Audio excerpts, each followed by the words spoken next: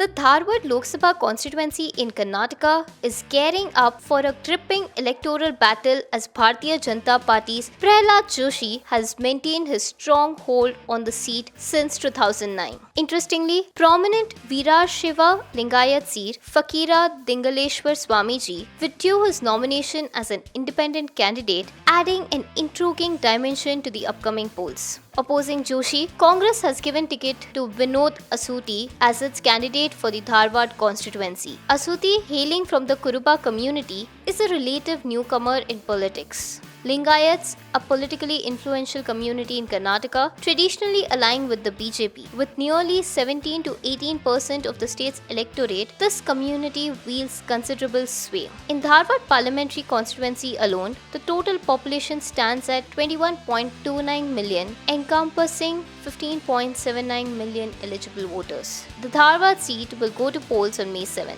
Like, comment and subscribe to Daily Salar Digital for more such updates.